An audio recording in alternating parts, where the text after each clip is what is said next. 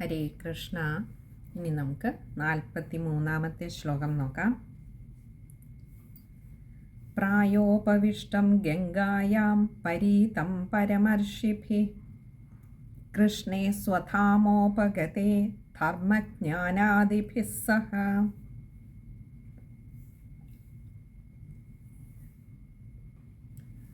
അപ്പോൾ ഈ ഒരു ശ്ലോകത്തിൽ പരീക്ഷിത്ത് മഹാരാജാവിന് ശ്രീശുക മഹർഷി പറഞ്ഞു കൊടുത്തു എന്ന് കഴിഞ്ഞ ശ്ലോകത്തിൽ പറഞ്ഞു. നമുക്ക് ഇവിടെ എങ്ങനെയാണിത് തന്നിലേക്ക് എത്തിച്ചേർന്നത്, അല്ലെങ്കിൽ തനിക്ക് മുൻപുള്ള ആ ഒരു ഗുരു പരമ്പര തന്നിലേക്ക് ഇത് എങ്ങനെ എത്തിച്ചേർന്നു, ആരിലൂടെയൊക്കെയാണ് ഇത് തനിക്കിത് എത്തിച്ചേർന്നത് എന്ന് പറയുകയാണ് ഇവിടെ സൂതൻ. അപ്പോൾ ആദ്യം വ്യാസഭഗവാൻ രചിച്ചു, ശ്രീശുക മഹർഷിക്ക് പറഞ്ഞു കൊടുത്തു, ശ്രീശുക മഹർഷിയിൽ നിന്നും അത് പരീക്ഷിത്ത് മഹാരാജാവിലേക്ക് എത്തി എന്ന് പറഞ്ഞു. ഇനി അത് എങ്ങനെ, എപ്പോൾ, എവിടെ വെച്ച്, എങ്ങനെയാണ് വീണ്ടും ഇത് തന്നിലേക്ക് എത്തിയത് എന്ന് ആ ഗുരു പരമ്പരയെ ഒന്ന് സ്മരിക്കുകയാണ് ഇവിടെ സൂതൻ. പ്രായോപവിഷ്ടം ഗംഗായാം. പ്രായോപവിഷ്ടം എന്ന് പറഞ്ഞാൽ പ്രായോപവേശം ചെയ്തവനായിരുന്ന. പ്രായോപവേശം എന്ന് പറഞ്ഞാൽ ആഹാരമൊക്കെ ഉപേക്ഷിച്ച്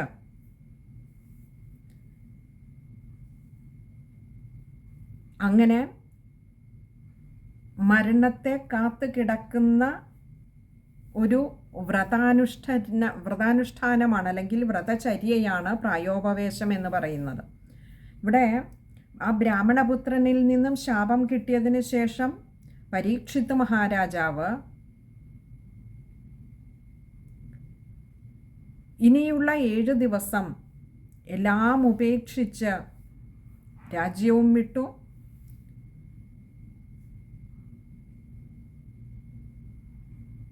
അന്നവും ജലപാനവും ഒക്കെ ഉപേക്ഷിച്ച് ഇവിടെ പ്രായോപവേശം ചെയ്തുകൊണ്ടിരിക്കുകയാണ്. അതായത് മരണം വരേക്കും തനിക്ക് ഭക്ഷണമൊന്നും വേണ്ട എന്നുള്ള ആ ഒരു തൻ്റെ ഉള്ളിലെ കുറ്റബോധത്തിൽ നിന്നുമുണ്ടായ ഒരു വ്രതചര്യ അങ്ങനെ വന്ന് വസിക്കുന്നതായിട്ടുള്ള ഇവിടെ ഗംഗായാം, ഗംഗാനദിയുടെ തീരത്തിൽ പരീതം പരമർഷിഭി. പരീതം എന്ന് പറഞ്ഞാൽ ചുറ്റപ്പെട്ടവന്, അഥവാ നമ്മൾ ചൂഴപ്പെട്ടത് എന്ന് പറയില്ലേ, അങ്ങനെ. പരമർഷിഭി, ഏറ്റവും ശ്രേഷ്ഠന്മാരായിട്ടുള്ള ഋഷിമാരാൽ.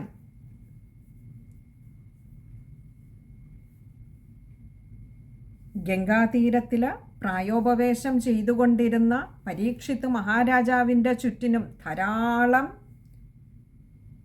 ഉത്കൃഷ്ടന്മാരായിട്ടുള്ള ഋഷിമാർ വന്നിരുന്നു. അങ്ങനെ ആ ചുറ്റപ്പെട്ടിരുന്ന പരീക്ഷിത്ത് മഹാരാജാവിന്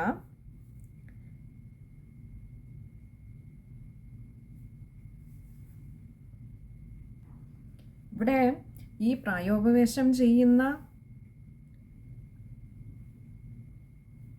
പരീക്ഷിത്ത് മഹാരാജാവിൻ്റെ ചുറ്റും ധാരാളം മഹർഷിമാർ വന്നു നിറഞ്ഞു. അവരാരും നിസ്സാരക്കാരല്ല, ഏറ്റവും ശ്രേഷ്ഠന്മാരായിട്ടുള്ള ഋഷിമാരാണ് എന്ന് പറഞ്ഞു.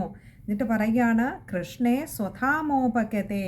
കൃഷ്ണേ, ആ ശ്രീകൃഷ്ണ ഭഗവാൻ, സ്വധാമോപഗതേ, സ്വധാമത്തിലേക്ക് ഉപഗതേ പോയി കഴിഞ്ഞപ്പോൾ, ഭഗവാൻ ഈ ഇഹലോകം വെടിഞ്ഞ് സ്വധാമത്തെ പ്രാപിച്ചപ്പോൾ ധർമ്മജ്ഞാനാദിഭിഃ സഹ.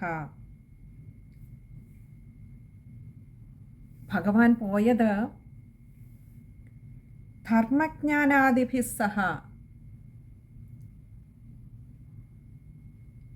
ധർമ്മവും ജ്ഞാനവും, ധർമ്മജ്ഞാന ആദിഭി സഹ, അവയുമൊക്കെ ഈ ഭൂമിയിൽ നിന്നും ഭഗവാനോടൊപ്പം ഭഗവാന്റെ ധാമത്തെ പ്രാപിച്ചിരുന്നു. എന്ന് പറഞ്ഞാൽ ഭഗവാൻ ഇവിടെ നിന്നും പോയപ്പോൾ, ഇവിടെ കലിയുഗത്തിൽ അധർമ്മങ്ങൾ അങ്ങനെ കൊടികുത്തി വാഴാൻ തുടങ്ങുന്ന ഒരു വേളയാണ് അവിടെ.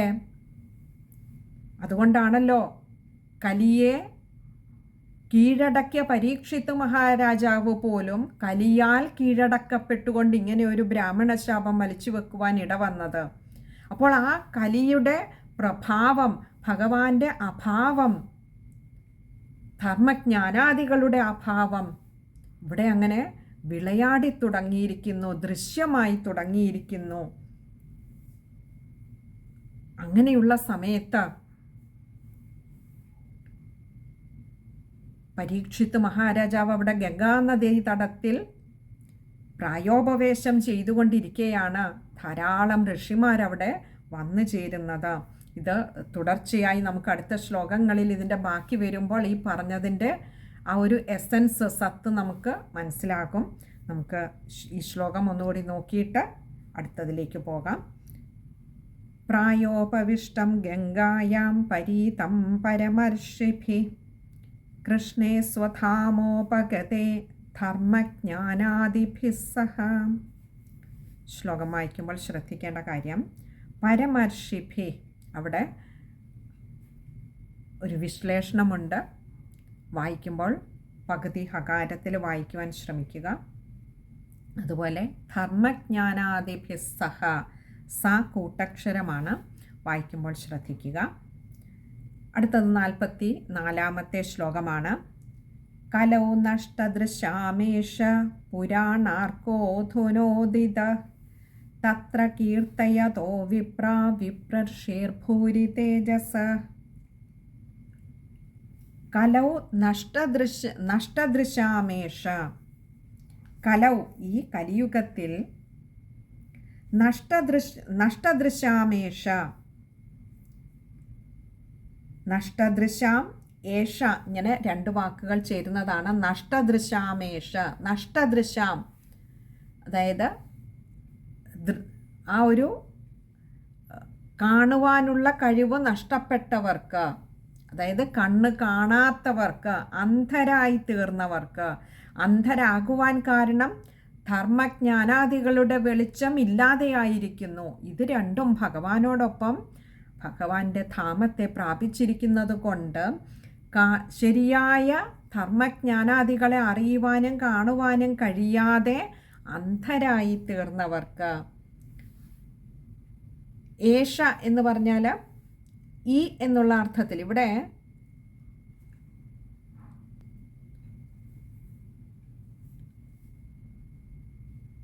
ഏഷ എന്നതുകൊണ്ട് ഉദ്ദേശിച്ചിരിക്കുന്ന അടുത്ത വാക്കിലോട്ട് വരുമ്പോൾ നമുക്ക് മനസ്സിലാകും.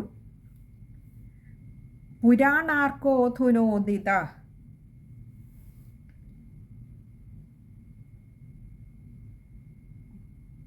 പുരാണ അർക്ക, അർക്കൻ എന്നാൽ സൂര്യൻ. അപ്പോൾ കണ്ണ് കാണാതെ ഇരിക്കുന്നവർക്കായിട്ട് ഇങ്ങനെയൊരു പുരാണമാകുന്ന സൂര്യൻ, ഒരു വെളിച്ചം.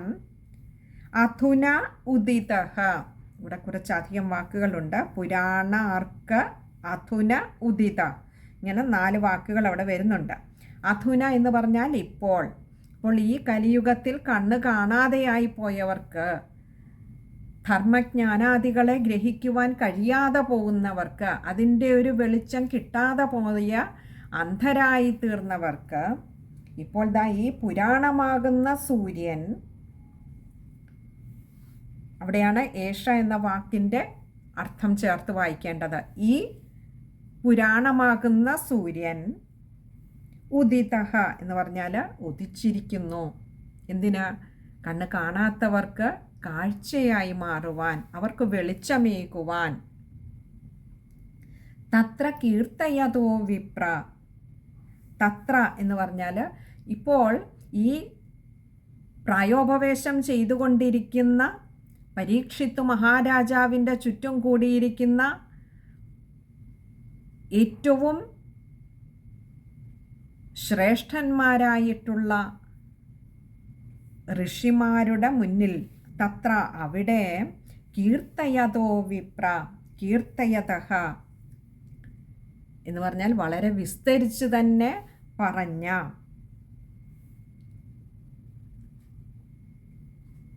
കീർത്തിക്കുന്ന വിപ്ര. ഇവിടെ വിപ്ര എന്നതുകൊണ്ട് ഒരു സംബോധനയാണ്. ശൗനകാദി മഹർഷിമാരെ സംബോധന ചെയ്യുകയാണ്. അല്ലയോ ബ്രാഹ്മണന്മാരെ, ബ്രാഹ്മണശ്രേഷ്ഠരെ, അങ്ങനെയുള്ള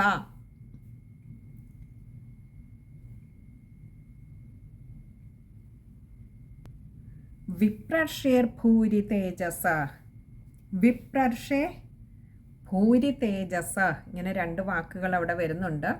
വിപ്രർഷേ എന്ന് പറഞ്ഞാൽ ആ ബ്രാഹ്മണ ഋഷിയിൽ നിന്നും, ആ ബ്രഹ്മർഷിയിൽ നിന്ന്, അതായത് ശ്രീശുക മഹർഷിയിൽ നിന്നും ഭൂരി തേജസ്, അവിടെയാണ് ആ ശ്രീശുക മഹർഷിയെ ആ ഒരൊറ്റ വാക്കുകൊണ്ട് പരിപൂർണമായും അങ്ങനെ വിശേഷിപ്പിച്ചിരിക്കുകയാണ്. ഭൂരി തേജസ് എന്നാ പറഞ്ഞത്.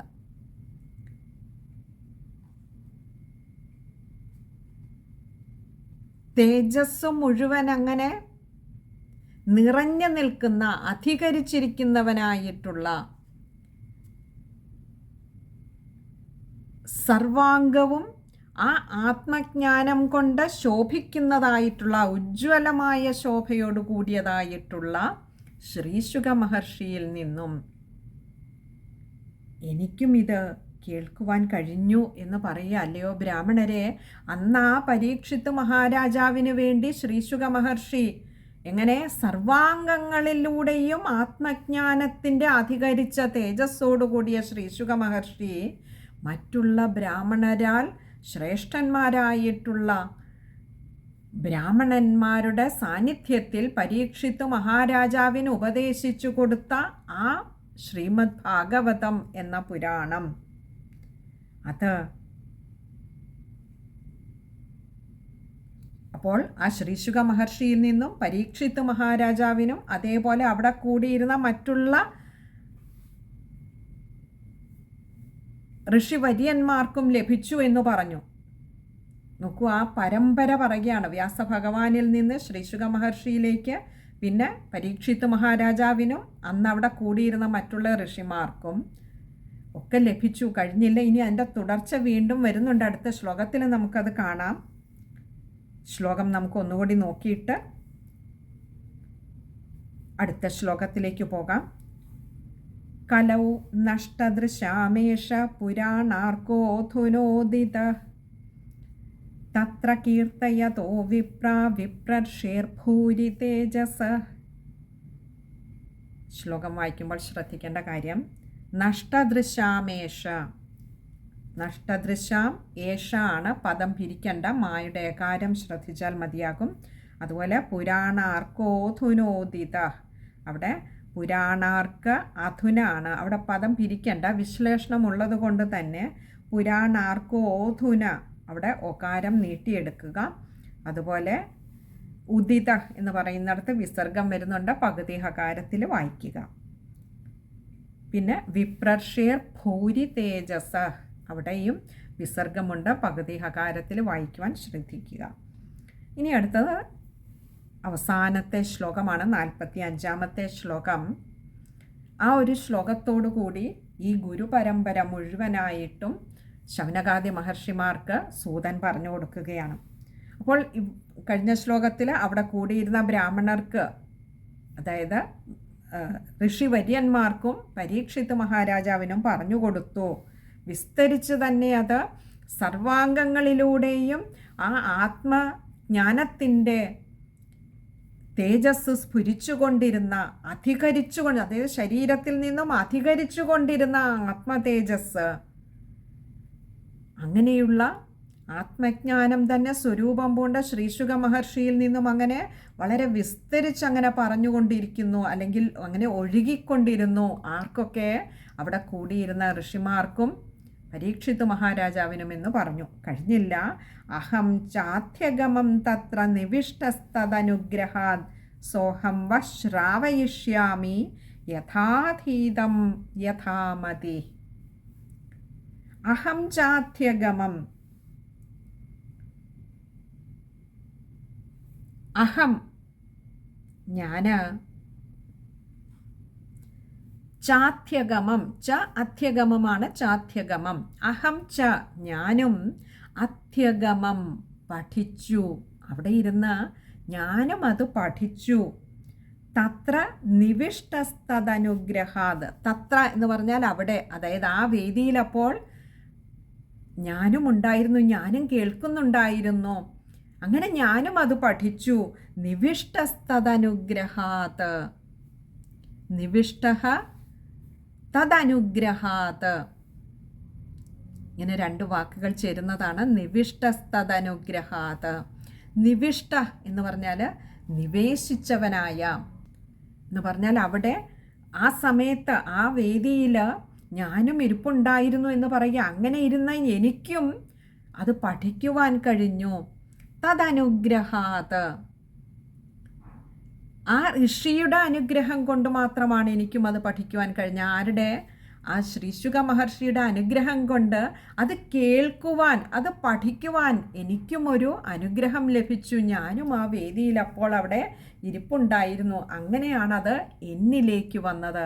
അപ്പോൾ ഈ ഗ്രന്ഥത്തെക്കുറിച്ച് ശൗനകാദി മഹർഷിമാർ ഭാഗവത കഥ കേൾക്കുവാൻ തൽപരരായി മുന്നിൽ വന്നിരുന്ന ശൗനകാദി മഹർഷിമാർക്ക് കഥ പറഞ്ഞു തുടങ്ങുന്നതിന് മുൻപ് തന്നിലേക്ക് അത് എത്തിച്ചേരുവാൻ ഇടയായത് ഏതൊക്കെ ഗുരുക്കന്മാരിൽ നിന്ന് എങ്ങനെയാണത് പരമ്പരയായി വന്നത് എന്നൊന്ന് സ്മരിച്ചിട്ടാണ് ഭാഗവത കഥ പറയുവാൻ തുടങ്ങുന്നത്.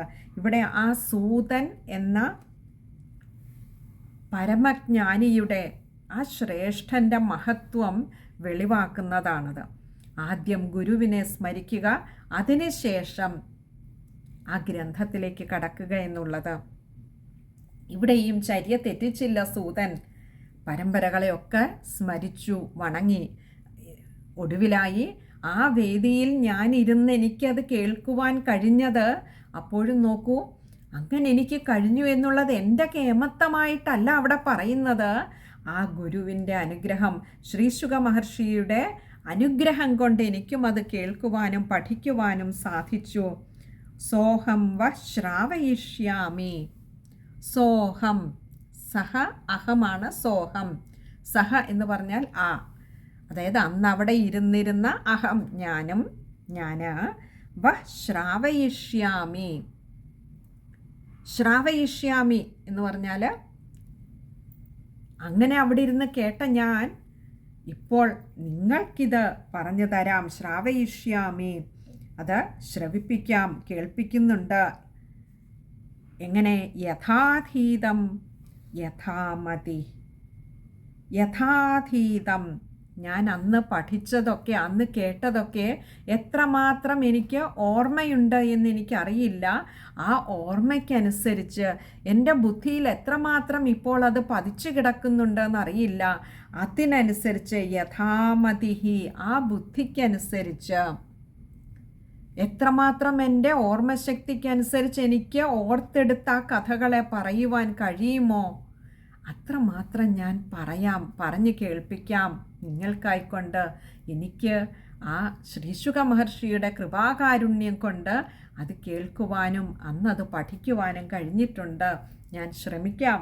എൻ്റെ കഴിവിൻ്റെ പരമാവധി ഞാൻ എൻ്റെ ഓർമ്മയ്ക്കനുസരിച്ചൊക്കെ ഓർത്ത് പറയാം എന്ന് ശൗനകാദി മഹർഷിമാർക്ക് വാക്കുകൊടുക്കുകയാണ്. എന്നിലേക്ക് ഇത് എത്തിച്ചേർന്ന വഴികൾ മുഴുവൻ സ്മരിച്ചുകൊണ്ട് സർവ ഗുരുക്കന്മാരെയും വണങ്ങിക്കൊണ്ട് ഇവിടെ ഭാഗവത കഥ പറഞ്ഞു കൊടുക്കാമെന്ന് ശൗനകാദി മഹർഷിമാരോട് സൂതൻ വിനയപൂർവം അറിയിക്കുകയാണ്. നമുക്ക് ആ ശ്ലോകം ഒന്നുകൂടി നോക്കാം. അഹം ചാധ്യഗമം തത്ര നിവിഷ്ടസ്തദനുഗ്രഹാത് സോഹം വ ശ്രാവയിഷ്യാമി യഥാധീതം യഥാമതി. ശ്ലോകം വായിക്കുമ്പോൾ ശ്രദ്ധിക്കേണ്ട കാര്യങ്ങൾ: അഹം ചാധ്യഗമം. ചാധ്യഗമം, ച അധ്യഗമമാണ്, പദം പിരിക്കേണ്ട, ആകാരം നീട്ടിയെടുക്കുക. അതുപോലെ നിവിഷ്ടസ്തദനുഗ്രഹാത്, നിവിഷ്ട തത് അനുഗ്രഹാതാണ്. അതുകൊണ്ട് തന്നെ ദായുടെ അകാരം ശ്രദ്ധിച്ച് വായിക്കുക. അതുപോലെ സോഹം, അവിടെ ഒകാരം നീട്ടിയെടുക്കണം. വിശ്ലേഷണമുണ്ട്.